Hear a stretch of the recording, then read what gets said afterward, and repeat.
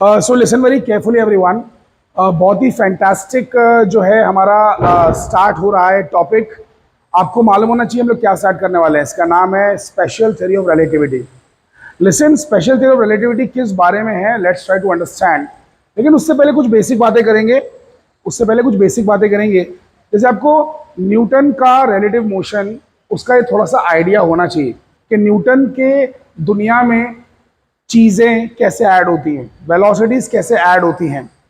Einstein की कहानी मैं बीच में थोड़ी सी बताऊंगा कि आइंस्टाइन को चीज़ें दिमाग में कैसे आई और कैसे करके उसने रिलेटिविटी के बारे में सोचा, और क्या रिलेटिविटी में सिर्फ आइंस्टाइन का ही कंट्रीब्यूशन है कि और लोगों का भी कंट्रीब्यूशन है, ये बात हम लोग देखेंगे। लेकिन मैं आपको एक बात बता देना चाहता हूं कि जो 1905 की आइंस्टाइन की जो थियोरी है, 1905 एडी, इस साल में एल्बर्ट आइंस्टाइन ने जो थियोरी दी है उसका नाम है स्पेशल थियोरी ऑफ रिलेटिविटी। और ये जो थियोरी उसने दी, इस थियोरी ने इस आइंस्टाइन को बहुत ही पॉपुलर बना दिया। Einstein became popular all around the world. And ये थियोरी ऐसी थी कि लोग हैरान हो गए सोच के कि भाई ऐसा कैसे हो सकता है। इसने सारे के सारे कॉन्सेप्ट, स्पेस टाइम के कॉन्सेप्ट बदल डाले। न्यूटन की थ्योरी को हाई स्पीड के डोमेन में, हाई स्पीड वाला, जब आप हाई स्पीड पे होते हो तो वहां पर हाई स्पीड के डोमेन में न्यूटन की थ्योरी को गलत साबित कर दिया। सो न्यूटन की थ्योरी एकदम हाई स्पीड्स पर, एक्सट्रीमली हाई स्पीड्स पर अप्लाई नहीं होती है, ये बात इसने साबित की। आज से 100 साल पहले जब आइंस्टाइन नया नया आया था, उस टाइम पे न्यूटन का जो स्टेटस है, गॉड का स्टेटस था। न्यूटन को लोग फिजिक्स का भगवान मानते थे, फिजिक्स का गॉड मानते थे कि भाई ये तो फिजिक्स का खुदा है, मतलब ये इसको सब मालूम है, इसको हर चीज पता है, ऐसा लोग सोचते थे। लेकिन आइंस्टाइन ने वो सारी धारणाएं, सारी थिंकिंग, सारा परसेप्शन भंग कर दिया, खत्म कर दिया, डिस्ट्रॉय कर दिया। आइंस्टाइन ने बताया कि न्यूटन ने जो चीजें सोची वो चीजें इतनी भी करेक्ट नहीं है जितना कि हमने उन्हें समझा था। तो आखिर ऐसा क्या हुआ कि न्यूटन की थियोरी को बदलना पड़ा। वो सारी बातें, सारा इतिहास मैं धीरे धीरे करके इसमें जोड़ता जाऊंगा। हर एक लेक्चर में आपको कुछ ना कुछ एक्स्ट्रा सीखने को जरूर मिलेगा। लेकिन लिसन, अभी मैं बहुत सारी बातें कर रहा हूं आपसे, ऐसी बातें हो सकता है कि आगे के लेक्चर्स में ज्यादा ना हो, क्योंकि हमारे पास बहुत लिमिटेड टाइम है एंड हमको सिलेबस कंप्लीट करना है। तो हम ज्यादा से ज्यादा चीजों को डेरिवेशंस के थ्रू करेंगे, फिर उसके साथ की जो थियोरी है सिर्फ उतनी ही थियोरी समझेंगे, बहुत ज्यादा बातें नहीं कर पाएंगे। फ्यूचर में अगर वक्त मिलता है एक्स्ट्रा तो वहां पे मैं बहुत सारा इतिहास भी ऐड करूंगा, बट बीच बीच में एक दो लाइन इतिहास की भी बताते रहूंगा, हिस्ट्री बताते रहूंगा। Are you understanding the point? Excuse me. So listen, Albert Einstein ने 1905 में थियोरी दी, बट उससे पहले कुछ बेसिक बातें आपको इतना तो पता एटलीस्ट होना चाहिए कि अगर एक बस है, बस, सपोज देयर इज अ बस, और ये बस चल रही है लेट्स से 40 की स्पीड से, 40 मीटर पर सेकेंड लेट्स से स्पीड है। ये वैसे बहुत ज़्यादा हाई स्पीड हो गई, इतनी स्पीड से बस चल नहीं सकती है, but let's say 40 kilometre per hour अलग है, मैंने 40 मीटर पर सेकेंड लिखा है। इट्स हॉरेंडस स्पीड, बस can not have this speed. बस की स्पीड इतनी खतरनाक नहीं हो सकती है, बट एनीवे लेट्स अज्यूम।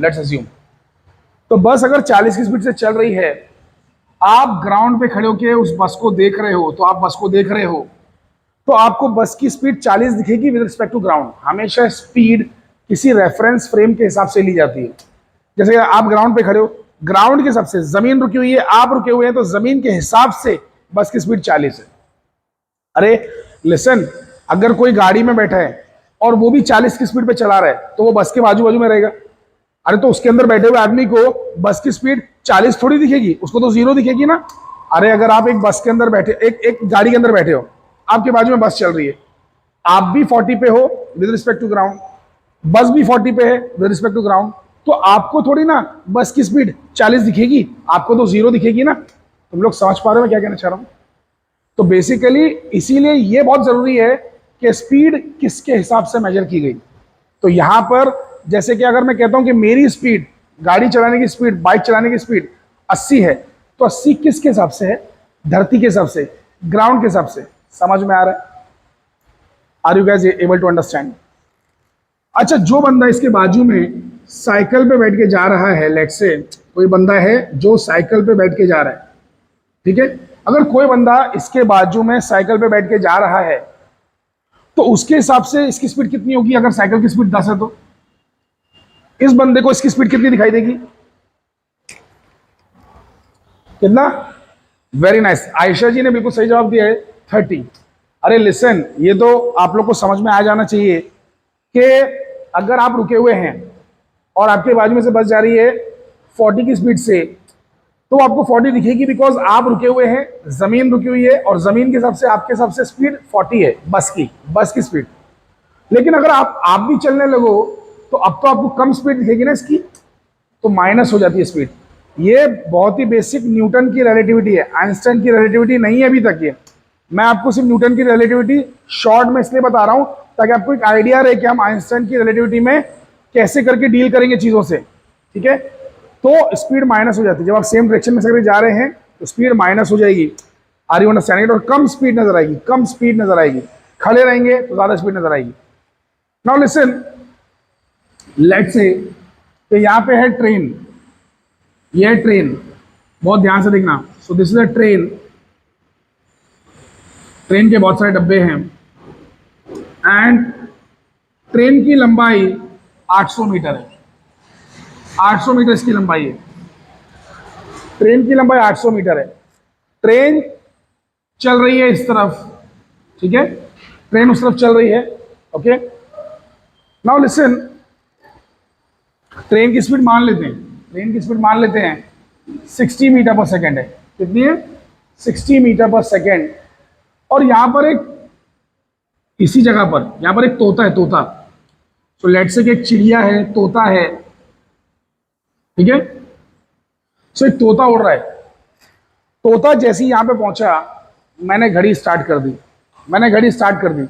और तोता जब उड़ के वहां से यहां पहुंचा तो मैंने घड़ी स्टॉप कर दी। तो मैं जानना चाहता हूं कि टाइम कितना हुआ होगा।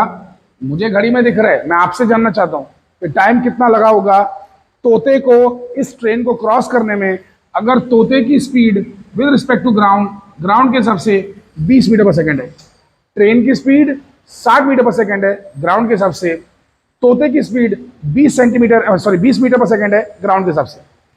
अरे बाबा, इसकी स्पीड 60, तोते की स्पीड 20, तो तोता कितनी देर में इसको क्रॉस कर लेगा? Parrot, how much time the parrot will cross this train? क्या लगता है? बहुत ही सिंपल रिलेटिविटी का सवाल है। So listen very very carefully, it's damn easy. Time is distance upon speed. अरे आगे ना, अब डिस्टेंस इस तोते को कितना कवर करना है? 800 मीटर। सो 800 मीटर मैंने यहां पे लिख दिया। अब यहां पर आपको तोते की स्पीड खाली नहीं लेनी है, लिसन वेरी केयरफुली, खाली तोते की स्पीड या खाली ट्रेन की स्पीड नहीं लेनी है। ये दोनों स्पीड तो ग्राउंड के हिसाब से है ना। अरे 20 ग्राउंड के हिसाब से और ये ट्रेन की स्पीड ग्राउंड के हिसाब से 60। हमें लेना है तोते की speed with respect to train, समझ रहे हो? तो ट्रेन में बैठा हुआ आदमी, ट्रेन में अगर कोई पैसेंजर बैठा हुआ है, ट्रेन में अगर कोई पैसेंजर बैठा हुआ है तो उसे ऐसा लगेगा कि वो रुका हुआ है, उसे नहीं मालूम पड़ेगा कि वो चल रहा है। लिसन, आप अर्थ पे बैठे हो लेकिन अर्थ तो चल रहा है ना, सचमुच में अर्थ तो चल रहा है। लिसन, ये है सन, ये है अर्थ, अर्थ घूम रहा है सन के राउंड, हाँ के ना? अर्थ सन के राउंड घूम रहा है कि नहीं घूम रहा है? तो अर्थ चल रहा है ना। लेकिन अर्थ चल रहा है, ये बात अर्थ पे बैठे हुए आदमी को पता नहीं चल सकती है। अर्थ पे बैठे हो, आपको चक्कर आ रहे हैं, आपको कुछ अजीब सा लग रहा है, आप आगे पीछे हिल रहे हो, नहीं। तो जब हम अर्थ पे बैठे हुए हैं तो हमें नहीं पता चल रहा कि अर्थ चल रहा है। तो वैसे ही ट्रेन में अगर एक आदमी बैठा है तो उसे पता नहीं चलेगा कि वो चल रहा है। He can not understand. Train में बैठा हुआ आदमी, उसको पता नहीं चलेगा कि वो चल रहा है। उसके हिसाब से तोता चल रहा है, किस डायरेक्शन में चल रहा है? पीछे के डायरेक्शन में। उसके हिसाब से तोता चल रहा है, वो नहीं चल रहा है। लिसन, आइंस्टाइन ने और न्यूटन ने दोनों ने ये बात कही है कि आप अगर किसी भी चीज में बैठे हो और वो चीज अगर एक ही स्पीड से चले, अगर एक ही स्पीड से वो चीज चले, तो there is no way to tell, कोई भी तरीका नहीं है ये बता पाने का कि वो चीज चल रही है, उसके अंदर आप चल रहे हो। ऐसा कोई तरीका नहीं बताने का। It is impossible to tell whether you are moving और नॉट। अगर कोई बैकग्राउंड ना हो, पीछे कोई चीजें ना हो, उन्हें देखे बिना आप कह ही नहीं सकते कि बेसिकली मैं चल रहा हूं। यह बात आपने एक्सपीरियंस की होगी जब आप किसी ट्रेन में बैठे हुए होगे। तो एक ट्रेन यहां है, सामने एक ट्रेन है, बीच में प्लेटफॉर्म है, तो कितनी बार आप कंफ्यूज हो जाते हो कि आपकी ट्रेन चालू हुई कि सामने वाली ट्रेन चालू हुई। नाउ लिसन, यहां पे मैं आप लोगों को वार्न करना चाहता हूं, यहां पर एक स्पीड नहीं है, एक स्पीड नहीं है, यहां पे स्पीड बदल रही है, लेकिन वो इतना धीरे से बदल रही है कि आपको पता नहीं चल रहा है। अरे कोई गाड़ी चल रही है, ये आपको पता चलता कैसे है जानते हो? अरे जब आप गाड़ी में बैठे हुए होते हो, पानी की बोतल खोलते हो, पीने की कोशिश करते हो, तो आपका हाथ हिलता रहता है, पानी पी नहीं पाते हो, तो आपको मालूम है चीजें चल रही हैं। अगर एकदम स्मूथली ये बात हो रही हो, गाड़ी के कांच बंद हो और गाड़ी जरा भी ना हिले और एक ही स्पीड पे चलती रहे, आप जिंदगी में बोल नहीं पाओगे गाड़ी रुकी है कि चल रही है। It is impossible to tell. तो वैसे ही ये जो मेल ट्रेन है, एक्सप्रेस ट्रेन है, ये जब शुरू होती है तो बहुत ही धीरे धीरे शुरू होती है, आपको आइडिया भी नहीं मिलता है, धीरे धीरे स्पीड पकड़ती है, धीरे धीरे धीरे धीरे धीरे स्पीड गेन करती है, और इतना धीरे धीरे कि एक्सीलरेशन ना के बराबर है। तो एक्सीलरेशन जब पता नहीं चल रहा है आपको, तो you will not feel anything. हमें मोशन का पता चलता है एक्सीलरेशन की वजह से। लिसन वेरी केयरफुली, ये जो आपकी बस होती है, बस के अंदर आप पानी पी के दिखाओ, पानी नहीं पी पाओगे चलती बस में, क्योंकि वो बहुत ज्यादा हिलती डुलती है, उसमें बहुत ज्यादा एक्सेलरेशन है, तो हम इधर उधर हिलते रहते हैं। ट्रेन के अंदर, लोकल ट्रेन के अंदर थोड़ा कम हिलते हैं, पानी वानी पीना आसान है। एक्सप्रेस ट्रेन के अंदर वो और ज्यादा स्टेबल होती है, एक्सप्रेस ट्रेन और ज्यादा स्टेबल और स्मूथ होती है, उसके अंदर पानी पीना, खाना खाना, सारे डेली एक्टिविटीज करना बहुत ही आसान होता है। Are you guys understanding the point? कहने का मतलब ये है कि अगर एक्सीलरेशंस ना हो, डायरेक्शंस ना बदलें, स्ट्रेट लाइन में, एक ही स्ट्रेट लाइन में मूव करते रहें एक ही स्पीड से, तो भले वो स्पीड 1,00,000 किलोमीटर पर आवर क्यों ना हो, लेकिन आप बता नहीं सकते कि आप चल रहे हैं, आप नहीं बता सकते कि आप चल रहे हैं। तो आपको ये नहीं पता चलेगा कि आप चल रहे हो कि सामने वाला चल रहा है। तो लेकिन उस ट्रेन के अंदर जिसके आप अंदर बैठे हुए थे, ट्रेन चल गई, लेकिन आपने सामने वाली ट्रेन को देखा, आप कंफ्यूज हैं कि वो ट्रेन चालू हुई है कि मेरी ट्रेन चालू हुई है, आपको ये बात नहीं पता है। फिर आप क्या करते हो? आप बैकग्राउंड चेक करते हो। बैकग्राउंड चेक करते हो, आप है ना साइड में देखते हो स्टेशन पे, अच्छा कचरा चलना चालू हुआ, कचरा पीछे जा रहा है, तो जाहिर सी बात है मेरी ट्रेन ही चल रही होगी, तब आपको कंफर्म हो जाता है। अगर ऐसा कोई बैकग्राउंड ना हो और दो लोग स्पेस में मिलें ऐसे क्रॉस करते हुए, तो कोई नहीं कह सकता कि कौन चल रहा है, ये चल रहा है कि ये चल रहा है कि दोनों चल रहे हैं एक दूसरे के हिसाब से। कोई नहीं, मतलब ये दो लोग नहीं बता सकते कि ये चल रहा है कि ये चल रहा है। अरे तीसरा बंदा जो वहां खड़ा है, तीसरा बंदा जो वहां खड़ा है और उसके पास कोई बैकग्राउंड है, वो बता पाएगा कि दोनों में से कौन चल रहा है। अगर उसके पास भी बैकग्राउंड नहीं है तो वो भी कंफ्यूज रहेगा, वो भी थोड़ा कंफ्यूज रहेगा कि एक्चुअल में चल कौन रहा है इन दोनों में से। अब आप बोलेंगे सर क्यों, जब दो क्रॉस करेंगे तो इसे मालूम नहीं पड़ेगा? जब दो लोग क्रॉस करेंगे तो इसे मालूम नहीं पड़ेगा कि कौन चल रहा है? नहीं, लिसन वेरी केयरफुली, ऐसा भी तो हो सकता है कि ये और ये सेम स्पीड से चल रहे हो और वो बंदा फिर ऐसे सामने आ जाए, तो आप बोल नहीं सकते ना। समझो इस बात को, देखो अगर ये सेम स्पीड से चल रहे हो और वो बंदा सामने आ जाए, तो पता नहीं ना कि ये दोनों रुके हुए हैं, वो आ रहा है, कि वो रुका हुआ है, ये दोनों जा रहे हैं, तो there is no way to tell. अरे are you guys understanding the point? तो जब तक कोई बैकग्राउंड ना हो, जब तक कंफर्मेशन ना हो कि कौन सी चीज रुकी हुई है, आप बता ही नहीं सकते कि चल कौन रहा है। आई होप कि ये बेसिक सी बात सभी के भेजे में घुस चुकी है। अरे रिलेटिविटी, ये जो अभी बात चल रही है ना, ये न्यूटन की रिलेटिविटी है, बहुत ही बचकानी है, हर एक को आना ही चाहिए, बेसिक लेवल की है। आगे जाके हम लोग अभी आइंस्टाइन की रिलेटिविटी में घुसेंगे, लेकिन अभी हम समझेंगे कि न्यूटन की रिलेटिविटी में ऐसी क्या प्रॉब्लम है कि आइंस्टाइन को इस रिलेटिविटी को बदलना पड़ा। अच्छा, एक मैं इंटरेस्टिंग बात ये बता दूं आपको कि जो आइंस्टाइन है ये बहुत ही एवरेज स्टूडेंट हुआ करते थे। आइंस्टाइन बहुत ही एवरेज स्टूडेंट थे, he was not very very intelligent. Einstein ने बहुत सारे जॉब्स के लिए यूनिवर्सिटीज में अप्लाई किया, बहुत सारी पोजीशन के लिए अप्लाई किया, बट उनको किसी भी यूनिवर्सिटी में कोई जॉब मिला नहीं।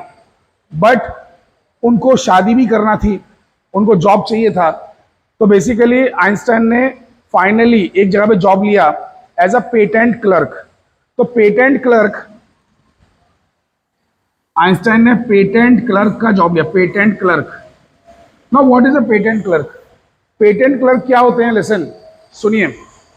फॉर एग्जाम्पल, आपने कोई नया इन्वेंशन किया, या आपने कोई नई रेसिपी बनाई किसी चीज़ की, या आपने कोई फॉर्मूला बनाया किसी चीज़ का, या आपने लेट्स से के कोई भी नया इन्वेंशन किया, कोई भी चीज़ बना डाली, कोई नया आइडिया बना दिया जिससे पैसे जनरेट कर सकते हैं। तो आपका आइडिया कोई और चुरा ना ले और खुद के बेनिफिट के लिए इस्तेमाल ना कर ले, या फिर आपने कोई दवाई क्रिएट कर ली, तो आप क्या करेंगे मालूम है? आप जाएंगे पेटेंट ऑफिस, पेटेंट ऑफिस जाएंगे, वहां कुछ पैसा देना होता है, फीस देनी होती है, और अपना पेटेंट रजिस्टर करवा लेंगे कि भाई ये चीज़ मेरे नाम पे हो जानी चाहिए। वो लोग थोड़े दिन के बाद आपको जवाब देते हैं। पहले वो बैकग्राउंड चेक करते हैं, वो देखते हैं कि आपने जो पेटेंट डाला है कि भाई मेरे नाम पे ये चीज़ कर दो, कि ये चीज़ मैंने बनाई है, तो आप कहीं फ्रॉड तो नहीं है। वो ये भी चेक करेंगे, वो ये भी चेक करेंगे कि आपने किसी और का तो नहीं चुराया है, कहीं सेम चीज़ पहले से रजिस्टर तो नहीं किसी और के नाम पे। तो ये सारी चीज़ें चेक करने के बाद आपका नाम उस चीज़ के साथ एसोसिएट हो जाएगा, आपको एक कुछ कोड मिल जाता है, सर्टिफिकेट मिल जाता है। ऐसी बहुत सारी चीज़ें होती हैं, ज़माने के हिसाब से, कंट्री के हिसाब से, जगह के हिसाब से रूल्स बदलते हैं। तो उन लोग आपको सर्टिफिकेट दे देंगे, नंबर दे देंगे। फिर ऐसा होगा कि दुनिया में अब कोई भी बंदा अगर वही चीज़ का इस्तेमाल करना चाहेगा तो उसे आपकी परमिशन लेना होगी, या फिर आपको रॉयल्टी ग्रांट करना होगी, आपको पैसे देना होंगे। अगर वो नहीं करता है तो आप उसका कोर्ट में केस कर सकते हैं, उस पर फाइन पड़ेगा बहुत भारी भरकम। समझ में आ रहा है? तो अगर आप कुछ नया बना लेते हैं, चाहे वो खाने की रेसिपी ही क्यों ना हो, कुछ एकदम अजीब है, कुछ अलग है, तो आप उसे पेटेंट करवा सकते हैं। पेटेंट के बहुत सारे रूल्स हैं, वो आपको देखना पड़ेगा कि क्या क्या रूल्स हैं, क्या नहीं है। एनीवे, तो पेटेंट ऑफिस में आइंस्टाइन बन गए क्लर्क। अब आइंस्टाइन को थोड़ा सा इसका मिला फायदा, जो नई नई रिसर्च होती थी और कुछ नया इंस्ट्रूमेंट डेवलप हुआ या कुछ भी ऐसा हुआ, वो सब कुछ आइंस्टाइन के ऑफिस में आया करता था। तो आइंस्टाइन को एकदम लेटेस्ट टेक्नोलॉजी, लेटेस्ट थियरीज के बारे में एक आइडिया रहता था। एक तो ये हो गया, ऊपर से उस जमाने में बहुत ज्यादा पेटेंटिंग का काम नहीं था। जितना काम आज होता है उतना काम उस जमाने में पेटेंट क्लर्क को नहीं था। तो आइंस्टाइन के पास फ्री टाइम बहुत था सोचने के लिए चीज़ों के बारे में। तो आइंस्टाइन दिन रात बैठे बैठे चीज़ें सोचते रहा करते थे। सामने एक कंस्ट्रक्शन वर्कर काम कर रहा था एक बिल्डिंग पे, वो अगर वो गिरा तो उसका वेट क्या होगा, हवा में वो तैरता रहा तो उस पर जो ग्रेविटी एक्ट करी उसकी वजह से उसको वेटलेसनेस की फीलिंग आएगी कि नहीं आएगी, क्या होगा, ये सब सोचते सोचते उन्होंने कुछ थियरी बनाई। वैसे ही उन्होंने जब देखे दो क्लॉक टावर्स, तो एक क्लॉक टावर नजदीक था। अरे क्लॉक टावर होते ना बड़े बड़े, हमारे देश में भी लखनऊ में, एटा में, कानपुर में और भी बहुत सारी जगहों पे अंग्रेज लोग बना के गए हैं। तो जो क्लॉक टावर होते हैं ना, घंटा घर भी बोलते हैं उसको, बड़ा सा एकदम रहता है और उसमें बड़ा सा एकदम ऐसा क्लॉक रहता है। तो वो क्लॉक टावर एक नजदीक था और एक दूर था। तो क्लॉक टावर्स को भी देख के उन्होंने सोचा कि क्या ये दोनों घड़ियां मुझे सेम टाइम दिखाएंगी? कहीं ऐसा तो नहीं कि पहली वाली घड़ी का जो टाइम दिख रहा है वो अलग है और दूसरी वाली घड़ी का टाइम अलग है, बिकॉज दोनों के बीच में काफी लंबा डिस्टेंस है। तो हो सकता है कि वहां से यहाँ पे लाइट को पहुंचने में कुछ टाइम लगता हो और मैं जो देख रहा हूं मैं पुरानी चीज देख रहा हूं। ऐसा उन्होंने सोचा, आइंस्टाइन ने सोचा। इस बात को समझिए। देखो, ये कहानी अगर मैं मिला के पढ़ाने लगूं तो कम से कम ये स्पेशल थ्योरी ऑफ रिलेटिविटी पूरा 100 घंटे की हो जाएगी। हमारे पास 100 घंटे है ही नहीं, हमारे पास मुश्किल से 35 से 40 घंटे हैं। उसी 35-40 घंटे के अंदर हमें स्पेशल थ्योरी ऑफ रिलेटिविटी इसे खत्म करना है। तो इसे आप एक तरीके का रिलेटिविटी का इंट्रोडक्टरी कोर्स समझिए, जिसमें हम लोग काफ़ी इंटरेस्टिंग बातें करेंगे। और एक बार आपको रिलेटिविटी का इतना पार्ट आ गया तो आप फ्यूचर में कोई भी किताब उठा के पढ़ेंगे तो आपको वो चीज़ें समझ में आएंगी। फिर आप रिलेटिविटी में और डिटेल में जाके रिसर्च भी कर सकते हैं और बातें कर सकते हैं। वैसे हालांकि रिलेटिविटी में रिसर्च करने के लिए बहुत ज़्यादा कुछ बचा नहीं है, ऑलमोस्ट ये ब्रांच कंप्लीट हो गई है। इसमें काफ़ी कुछ रिसर्च ऑलरेडी हो चुकी है। It's 100% proven fact.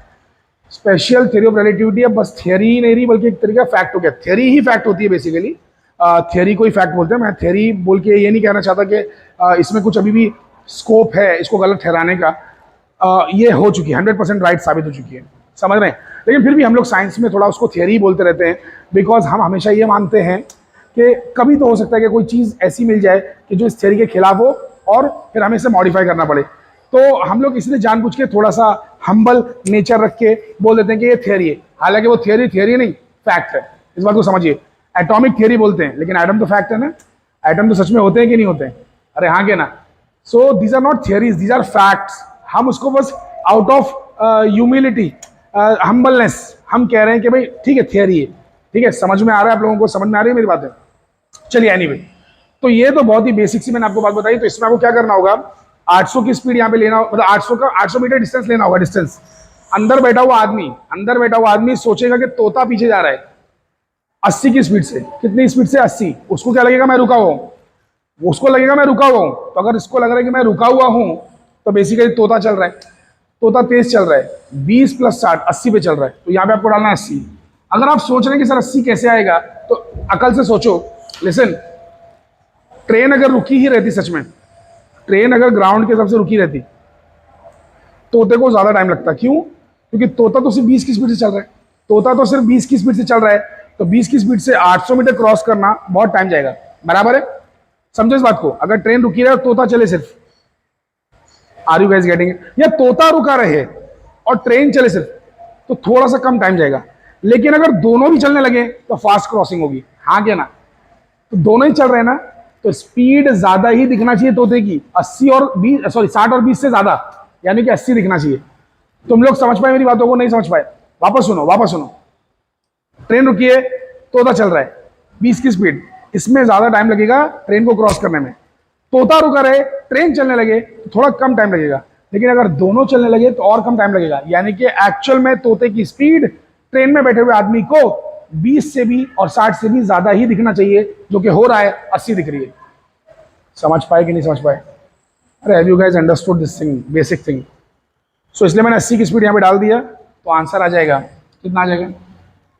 Metre cancel हो गया, फिर 10। सो 10 सेकेंड में तोता जो है क्रॉस कर लेगा। 10 सेकंड में तोता जो क्रॉस कर लेगा। अब आप दूसरा भी चीज़ें ट्राई करके देख सकते हैं। ट्रेन को रुका दो, ट्रेन की स्पीड 0 बोल दो, तोते को क्रॉस करने दो, तो 800/20 करके देख लो। 800/20 करो, कितने सेकंड लगेंगे? 40 सेकंड लगेंगे। अगर तोता अकेला चलेगा तो 40 सेकंड में पहुंच पाएगा भाई, 40 सेकंड।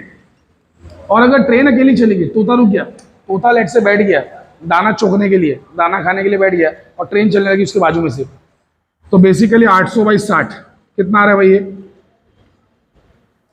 दिस इज लाइक 40/3 है ना? 40/3 will be what, like 16 point something है ना? 16 point something, whatever. No sorry 12 point something, I am sorry 12 point something इतना सेकंड। तो देखो, जब तोता अकेला चल रहा है तो 40 सेकंड में पहुंच रहा है, ट्रेन को खत्म कर रहा है, ट्रेन के स्टार्ट से एंड तक जा रहा है। और जब तोता रुका हुआ ट्रेन चल रही है तो टाइम जो है कम लग रहा है। इसको लग रहा है 40 सेकंड, उसको लग रहा है कम 12 सेकंड, 12 समथिंग। और जब दोनों चल रहे हैं तो टाइम और कम लग रहा है, सिर्फ 10 सेकंड लग रहा है। समझ पाए कि नहीं समझ पाए भाई? तो न्यूटन की रिलेटिविटी का बेसिक से सवाल है ये। अब दूसरी चीज, लिसन, बहुत ही ध्यान से सुनना, ये इंटरेस्टिंग है। मान लेते हैं कि मैं हीरो हूं, ठीक है? तो मैं एक हीरो हूं, मैं इस गाड़ी के ऊपर खड़ा हूं। एक गाड़ी है जो कि चल रही है 100 की स्पीड से, 100 मीटर पर सेकेंड। इस गाड़ी के ऊपर मैं खड़ा हूं, ठीक है? सामने कोई विलन है, ठीक है, बैड पर्सन है, I am a good person, वो बैड पर्सन है। आई शूट हिम, मैं उस पर गोली चलाता हूँ, ठीक है? अब बंदूक जो है, बंदूक जब मैं नॉर्मली जमीन पे खड़े होकर बंदूक चलाता हूँ, तो बंदूक में से निकलने वाली जो गोली है उसकी जो स्पीड है, उसको बंदूक से निकलने वाली गोली की जो स्पीड है, जिसको कंपनी ही टेस्ट करके बताती है, उसे हम कहते हैं मजल वेलोसिटी। तो इस बंदूक की जो मजल वेलोसिटी है, मान लेते हैं कि मजल वेलोसिटी है 300 मीटर पर सेकेंड। तो मेरा सवाल ये है कि ये है आपका बेसिकली गाड़ी के ऊपर खड़ा है एक इंसान, मतलब मैं, ठीक है? सो मैंने अगर विलन को गोली मारी तो विलन को गोली कितनी स्पीड से लगेगी? That is a question. Villain को गोली कितनी स्पीड से लगेगी? कोई कुछ कहना चाहता है? बताइए। गाड़ी चल रही है आगे, गोली भी आगे जा रही है, और मैं गोली चला रहा हूं गाड़ी पे खड़े होने के बाद। तो बताइए कि गोली कितनी स्पीड से इस बंदे को लगेगी? That is my question. मेरा क्वेश्चन यही है, बहुत ही सिंपल सा क्वेश्चन है कोई जो बता पाएगा? लिसन, ध्यान से सुनिए। 300 की स्पीड ये, 100 की स्पीड ये, 400 की स्पीड से गोली लगेगी, 400 मीटर पर सेकेंड। अब 400 से क्यों लगेगी, इसको समझिए, लिसन, एक्चुअल में होगा क्या, सुनिए। हम जब किसी चीज के अंदर बैठे होते हैं या खड़े होते हैं उस चीज के अंदर, किसी भी चीज के अंदर, तो हमारे पास उस चीज की स्पीड आ जाती है, हमारी बॉडी में वो चीज की स्पीड आ जाती है। Now listen very very carefully. अगर आपको इस बात पे यकीन नहीं है तो ऐसे सोचिए कि मैं गाड़ी चला रहा हूं और गाड़ी चल रही है 100 की स्पीड पे, चलते चलते चलते चलते अचानक में किसी ने चुटकी बजाई, कोई जादूगर है उसने चुटकी बजाई और मेरे नीचे से गाड़ी गायब हो गई। तो अगर मेरे नीचे से गाड़ी गायब हो गई तो आपको क्या लगता है, मैं क्या धम से वहीं पे बैठ जाऊंगा? बिल्कुल भी नहीं, मैं रोल होके आगे जाऊंगा गाड़ी की स्पीड से ही, 100 की स्पीड से ही। ये बात अलग है कि जमीन का फ्रिक्शन और मेरी शर्ट का फ्रिक्शन रगड़ रगड़ के मुझे स्लो कर देगा और मैं आगे जाके रुक जाऊंगा, मेरे कपड़े वपड़े सब फट जाएंगे, मेरी बॉडी को चोट लग जाएगी। लेकिन ऐसा क्यों हुआ? गाड़ी गायब हो गई, अगर मेरी कोई स्पीड ही नहीं थी तो मुझे तो जमीन पे उधर ही बैठ जाना चाहिए। नहीं, मेरे अंदर गाड़ी की स्पीड थी, तो चलते चलते चलते चलते अगर गाड़ी गायब हो जाती है तो भी मैं आगे गाड़ी की स्पीड से जाऊंगा, क्योंकि मेरे अंदर गाड़ी की स्पीड भर चुकी है। दूसरा एग्जांपल क्या है? ट्रेन।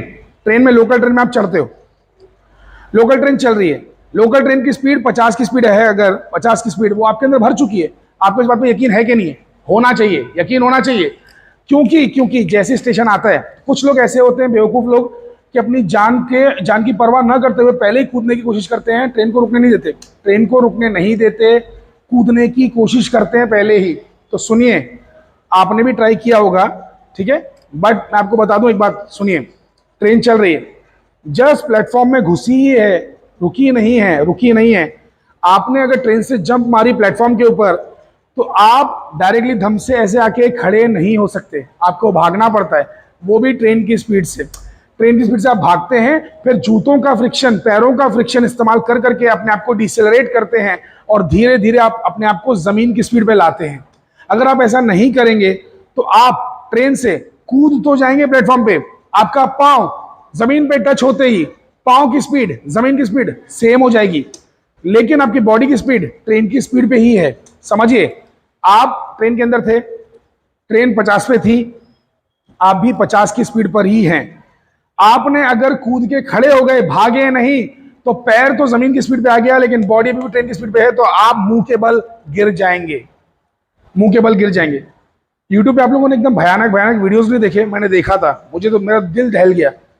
बेचारी बहुत सारी लेडीज जो इलिटरेट हैं, जो बेचारी पढ़ नहीं पाई, उन्हें कभी मौका नहीं मिल पाया पढ़ाई करने का, उन्हें सब बातों की जानकारी नहीं होती है।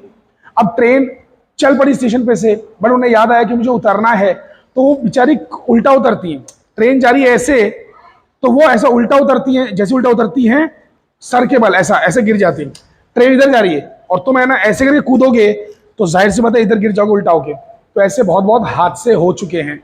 आपको क्या करना चाहिए? ट्रेन जिस डायरेक्शन में जा रही है, पहली बात तो कूदना नहीं है, गलत बात है। अगर कूदना पड़ जाए, मजबूरी है, तो आपको ट्रेन के डायरेक्शन में कूदना है और भागना है ट्रेन के साथ, फिर अपने आप को धीरे धीरे रुकाना है। समझ में आ रहा है? क्योंकि आपके अंदर ट्रेन की स्पीड भरी पड़ी है। समझो इस बात को, अकल के पुतलो, समझ पा रहे हो कि नहीं? अरे लिसन लिसन, फाइटर पायलट जो होते हैं, फाइटर पायलट्स, उन्हें अगर कोई एक जगह उड़ानी है, उन्हें अगर मालूम है कि वहां पर हमारा टारगेट है, सामने अगर टारगेट है, तो ये रहा प्लेन, लिसन वेरी केयरफुली, ये रहा प्लेन, फाइटर प्लेन, उनके पास एक मिसाइल है जो कि डायरेक्टली ड्रॉप करना है, उन्हें ड्रॉप करना है। तो वो क्या करते हैं मालूम है? टारगेट वहां है, सुमैया जी बेटा ध्यान दीजिए, टारगेट वहां है, टारगेट वहां है और उड़ाना उसे वहां है। मैं गाइडेड मिसाइल की बात नहीं कर रहा हूं, मैं चिप वाले मिसाइल की बात नहीं कर रहा हूं, जिसमें कंप्यूटर चिप लगा हुआ है और वो मिसाइल उड़ के वहां तक पहुंचेगा ही, मैं उसकी बात नहीं कर रहा हूं। मैं सिंपल सा ड्रॉप वाले मिसाइल की बात कर रहा हूं, जिसे सिर्फ ड्रॉप किया जाता है, सिर्फ ड्रॉप कर दिया, छोड़ दिया गया, उस मिसाइल की बात कर रहा हूं। तो वो मिसाइल को कैसे ड्रॉप करते हैं फाइटर पायलट लोग? लिसन लिसन वेरी केयरफुली, वहां पे अगर किसी को उड़ाना है, वो लोग यहीं पे बम छोड़ देते हैं, यहीं पे बम गिरा देते हैं। रीजन ये है क्योंकि बम के अंदर स्पीड जो है प्लेन की भर चुकी है, प्लेन की स्पीड भर चुकी है। तो अगर आपने बम को यहां भी ड्रॉप किया तो बम यहां नहीं गिरेगा, बम आगे जाके गिरेगा, बम ऐसे करके गिरेगा। समझो इस बात को अकल के पुतलो, बम आगे जाके गिरेगा, बिकॉज बम के अंदर प्लेन की स्पीड है। Are you guys understanding this? Listen, मैंने खुद भी ये एक्सपेरिमेंट करके देखा है भाई। ऑटो में बैठे बैठे, ऑटो एकदम फास्ट भाग रहा था, मैंने जस्ट एक ऐसी छोटा सा पत्थर ऐसी उठाया हुआ था, मैंने टेस्ट किया, खाली जब मुझे रास्ता दिखा, खाली रास्ता दिखा, तो मैंने सामने ऐसा पत्थर फेंका, लेकिन पत्थर सामने नहीं गिरा, जस्ट सामने एक वो खड्डा आया था, खड्डे में जाके गिरा। लिसन वेरी केयरफुली, खड्डा आने से पहले मैंने पत्थर साइड में छोड़ दिया, ऐसे करके छोड़ दिया, लेकिन पत्थर वहां नहीं गिरा, उस खड्डे में गिरा, तो पत्थर आगे जाके ही गिरा है। तो लिसन समझो इस बात को। तुम लोग इमेजिन कर पाते हो कि नहीं कर पाते हो? तुम बोलोगे सर इसका तो ये मतलब हुआ कि अगर मैं गाड़ी चला रहा था और मैंने अपने हाथ में एक बॉल रखा हुआ था और मैंने हाथ बाहर निकाला और बॉल को हवा में उछाला, मेरी गाड़ी आगे बढ़ी, लेकिन बॉल भी तो गाड़ी की स्पीड से आगे जा रहा है, तो बॉल भी आगे बढ़ा, तो मेरे हाथ में गिरेगा? ऐसा तो कभी नहीं होता है। होगा, जरूर होगा, ऐसा होगा, ये सच है। आपने बिल्कुल सही सोचा है, आपने बिल्कुल सही सोचा कि अगर आप गाड़ी चला रहे हैं, आपको थोड़ी मस्ती सूझी, आपने जेब से बॉल निकाला और बॉल निकाल के बाहर हाथ निकाल के उड़ाया, तो बॉल आपके हाथ में ही गिरेगा। क्यों नहीं गिरता है? वजह है हवा, एयर रेजिस्टेंस। आपके हाथ से बॉल छूटते ही हवा उससे पीछे ले जाती है। लेकिन फिर भी अगर आपने किसी बंदे को बाहर वीडियो रिकॉर्डिंग करने के लिए रखा, कोई बंदा वहां खड़ा है, गाड़ी ऐसे जा रही है, कोई बंदा वहां खड़ा है, वहां से वीडियो रिकॉर्डिंग कर रहा है, तो वीडियो रिकॉर्डिंग में गारंटीड नजर आएगा कि बॉल जहां छूटा ना, जिस लोकेशन पे हाथ से छूटा, भले वो आपके हाथ तक नहीं पहुंचा, हाथ तक पहुंचता अगर हवा उसे पीछे नहीं ले जाती, लेकिन भले वहां तक नहीं पहुंचा, लेकिन फिर भी इस जगह से आगे जाता है, इस जगह से आगे जाता है। यहां पे नहीं गिरता बॉल, यहां नहीं गिरता बॉल, हाथ के पीछे तो गिरा है, हाथ के पीछे तो बॉल गिरा है, लेकिन यहां नहीं गिरा, यहां से छूटा, आप बढ़ गए आगे, यहां वो भी आता है यहां, लेकिन नहीं आ पाया, यहां नहीं आ पाया, लेकिन यहां तक आता है, कम से कम यहां तक आता है। तो साबित हो गया ना कि बॉल के पास गाड़ी की स्पीड है। एक सेकेंड, हाथ बाहर निकाल के उछाला था ना, हाथ बाहर निकाल के उछाला था बॉल, हाथ अंदर ले लो, गाड़ी के कांच लगा दो और बॉल को ऐसे करके करो, हल्का सा फेंको, हाथ में गिरता है ना बॉल। लेकिन बॉल जब हवा में गया, गाड़ी रुकी हुई थी क्या? गाड़ी रुकी हुई थी क्या? बॉल जब हवा में गया, भले फ्रैक्शन ऑफ सेकंड के लिए गया, गाड़ी रुकी हुई थी क्या? नहीं रुकी हुई थी, लेकिन बॉल हाथ में आया कि नहीं आया? अरे गाड़ी के अंदर बैठे बैठे मैं ऐसे चाबी उछाल रहा हूं, गाड़ी की चाबी से खेल रहा हूं, चाबी हाथ में आती है कि उछालती मेरे मुंह पे लगती है? मेरे मुंह पे लगती है, लगना चाहिए ना। हाथ से कांटेक्ट टूट गया चाबी का, चाबी ऊपर गई, मेरा मुंह आगे गया, अरे गाड़ी आगे जा रही है ना, चाबी मुंह पे लगना चाहिए। होता है कभी? हाथ पे आती है चाबी, हाथ पे आती है। क्यों आती है हाथ पे चाबी? क्यों आती है? अरे क्योंकि चाबी के पास गाड़ी की स्पीड है। तो जैसे ही मेरी गाड़ी आगे गई, चाबी भी आगे गई, चाबी मेरे हाथ से छूटी, आगे गई और फिर मेरे ही हाथ में आगे गिरी। चाबी मेरे हाथ से छूटी, हवा में गई और मेरे ही हाथ पे आगे गिरी। चाबी के पास भी आगे जाने की स्पीड है और हवा ने उसे रोका भी नहीं, बिकॉज अंदर तो हवा है ही नहीं, फ्लो होने वाली हवा तो है ही नहीं। अरे खोपड़ी में तुम्हारे बातें घुस रही है भाई, समझ पा रहे हो मेरी बातों को? Listen very carefully. बाइखल्ला में एयरपोर्ट है, एयरपोर्ट में प्लेन में मैं बैठा हुआ हूं, बाइखल्ला में प्लेन में एयरपोर्ट में मैं बैठा हुआ हूं। अब मैंने क्या किया? मैं ही पायलट हूं, आई एम ए टीचर। तो बेसिकली मेरे पास अथॉरिटी है, I can become anything, I can become मतलब pilot, I can become a doctor, I can become anything, assumption wise, ठीक है? तो लिसन, मैं एक पायलट हूं, बाइखल्ला में मैं नागपाड़े में लेके बैठा हूं प्लेन को मैं ऊपर लेके गया। एक बात मुझे बताइए कि क्या ये धरती रुकी हुई है कि स्पेस में चल रही है? स्पेस में चल रही है। तो प्लेन को अगर मैं ऊपर लेके गया, थोड़ी देर रुका रहा, तो धरती को चलने दिया, सुनो जरा ध्यान से, धरती को चलने दिया, प्लेन को नीचे लाया, तो बाइखल्ला में मैं ऊपर गया था, वेट किया, धरती को चलने दिया, नीचे आया, बैंकॉक पहुंच गया without passport, without visa. Listen, Byculla to Bangkok without spending much fuel, just by hovering. Listen, by the way, plane cannot hover, plane hover नहीं कर सकता है। हेलीकॉप्टर कैन होवर मीन्स उसी लोकेशन के ऊपर ऐसा तैरते रहना, दैट्स कॉल्ड होवरिंग। तो प्लेन होवर नहीं कर सकते हैं, बट मान लो कि प्लेन होवर कर रहा है, मान लो, सभी कुछ मान लो, फिजिक्स है। तो लिसन, कभी ऐसा हो सकता है कि हेलीकॉप्टर या प्लेन यहां से ऊपर गया, रुका रहा, धरती चली गई, वो नीचे आया, कुछ और कंट्री आ गई, चांदनी चौक, दिल्ली चांदनी चौक में आप खड़े थे, ऊपर लेके गए प्लेन आगे बढ़ गया, नीचे चाइना आ गया, चांदनी चौक टू चाइना। ऐसा कभी हुआ है? इसका क्या मतलब है? क्यों नहीं हुआ है? क्योंकि जब प्लेन जमीन पे था तो प्लेन के अंदर जमीन की आगे जाने की स्पीड भर चुकी थी। तो अब प्लेन अगर ऊपर भी गया तो वो उसी बिल्डिंग के ऊपर रहेगा। Are you understanding the point? यहां पे बहुत ज्यादा टेक्निकलिटीज में नहीं जाते हैं। ईस्ट वेस्ट रोटेशन है, ये है, वो है, ये सब बात अगर करेंगे तो थोड़ा डिफरेंस आएगा लोकेशन में। मैं उस सब की बातें नहीं करना चाहता हूँ। सिंपल सी बात ये है कि ऐसा कभी होते हुए नॉर्मली दिखता क्यों नहीं है? बिकॉज जो भी चीज जिस चीज पे बैठी है उस चीज की स्पीड उसे मिल चुकी है। इतना आपके खोपड़ी में घुस चुकी है बातें भाई।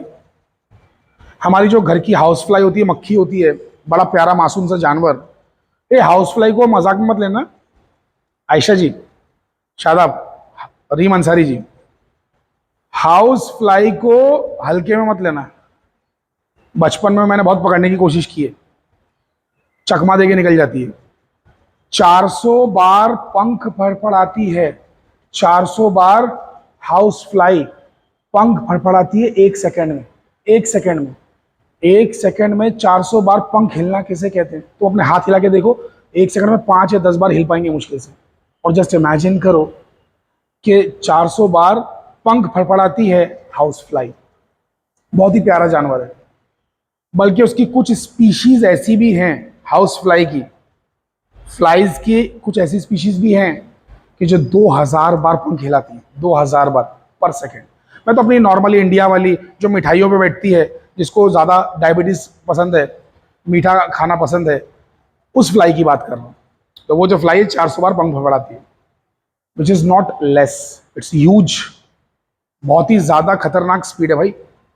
एनीवे, इसकी बात क्यों कर रहा हूँ? भले पंख कितनी भी बार फड़फड़ाती हो, इसकी स्पीड क्या होगी? इसके आगे जाने की स्पीड क्या होगी? अगर मैं इसे बोल दूं कि भाई यहां से वहां जाओ 1 किलोमीटर जाने में इसे कम से कम 10-12 मिनट लगेगा।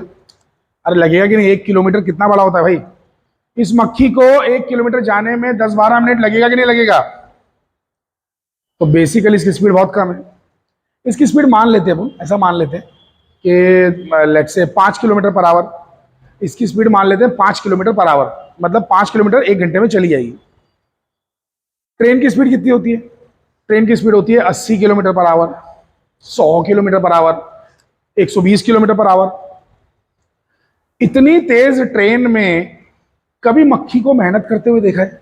मक्खी बैठी हुई थी सीट पे, आपने टिफिन खोला, आपके खाने में आके बैठ गई, फिर वहां से आपकी नाक पे आके बैठ गई।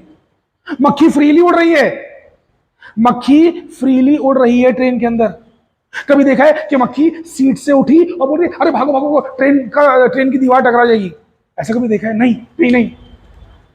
ट्रेन, क्योंकि जब स्टेशन पे जब ट्रेन रुकी थी तो मक्खी ट्रेन में चढ़ के बैठ चुकी थी। जब ट्रेन स्टेशन पे रुकी थी तो मक्खी ट्रेन में चढ़ के बैठ चुकी थी, तो मक्खी के अंदर ट्रेन की स्पीड आ गई। मक्खी जब ट्रेन से टच हो गई, ट्रेन रुकी है, मक्खी की स्पीड 0 है। ट्रेन चलने लगी, मक्खी की स्पीड 5 मीटर पर सेकंड है, 10 किलो मतलब 5 किलोमीटर पर आवर है, 10 kilometre per hour, 50 kilometre per hour, 100 kilometre per hour.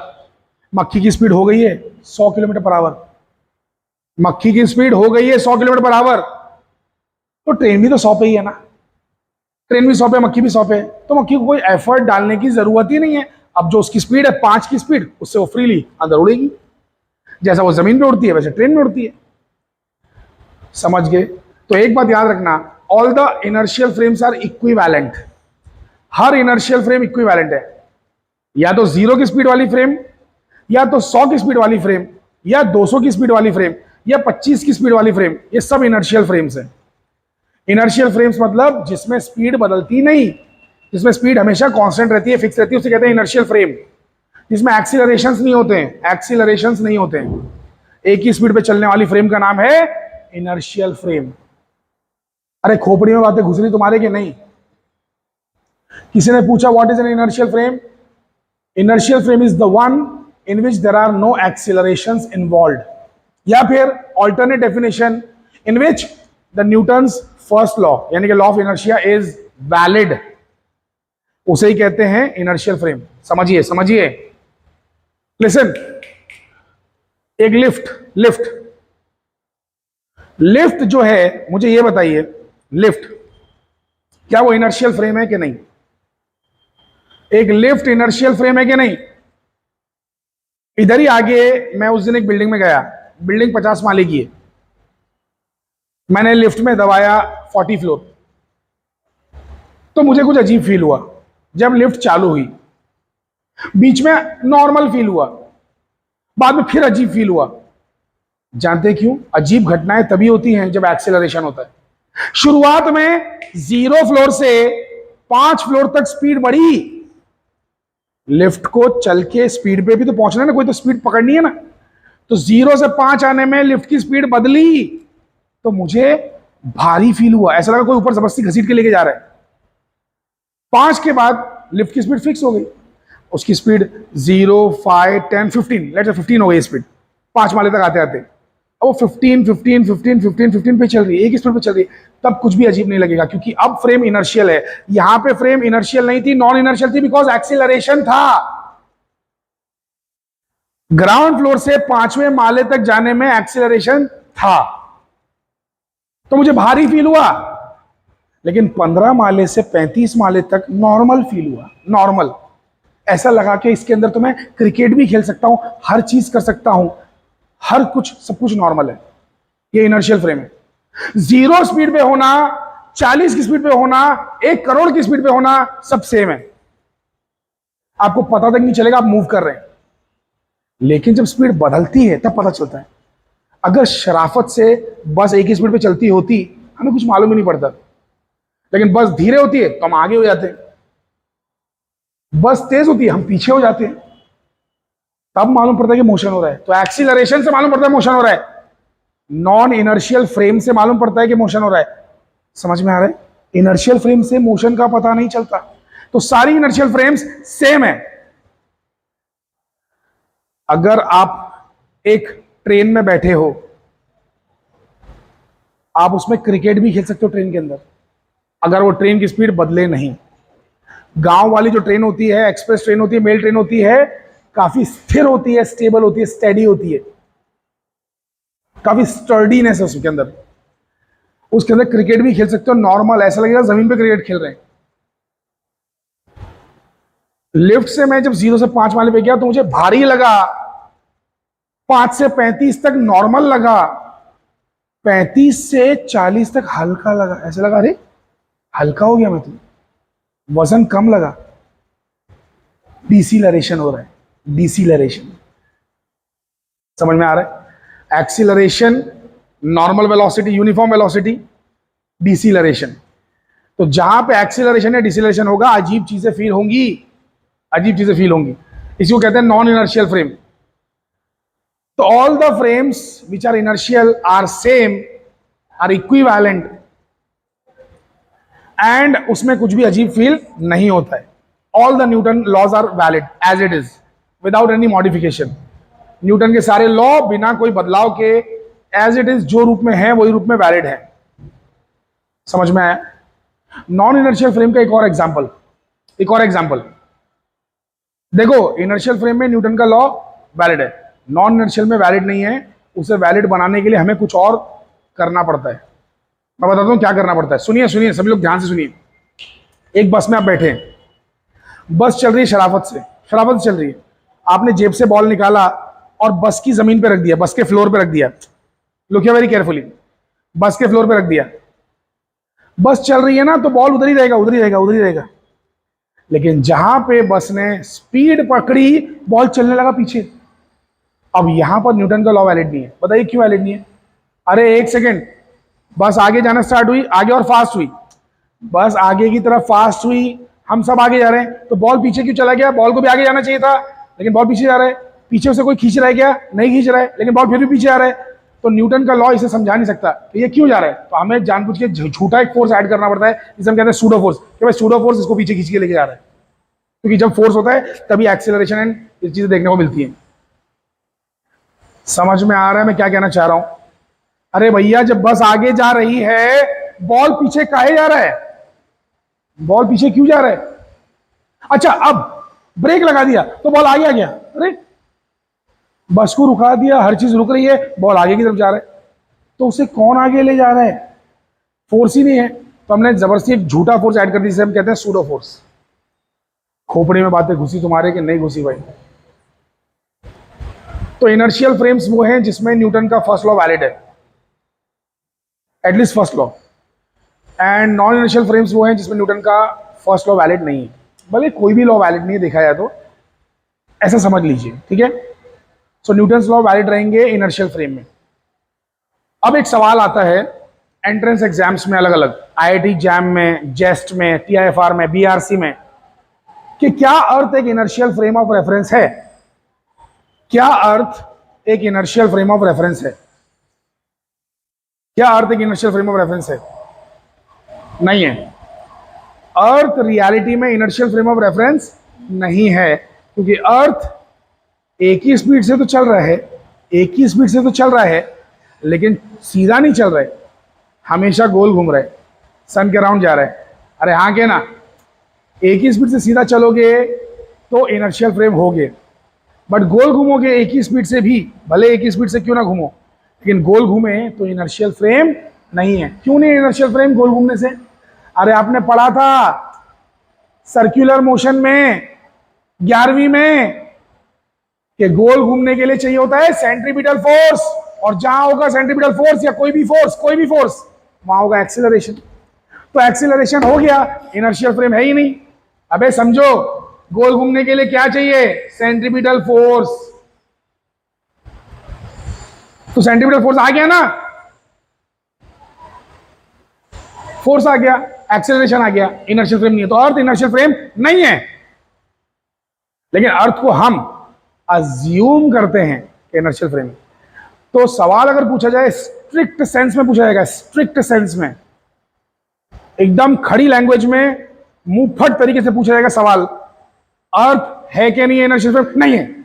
आप भी मुंहफट जवाब दो, अर्थ इनर्शियल फ्रेम नहीं है, यही सही आंसर है, अर्थ इनर्शियल फ्रेम नहीं है। हाँ, अगर एक्सप्लेनेशन मांगा तो आप बताएंगे कि अर्थ इनर्शियल तो नहीं है, लेकिन हम उसे इनर्शियल अज्यूम कर लेते हैं क्योंकि उसका एक्सेलरेशन ज्यादा नहीं है।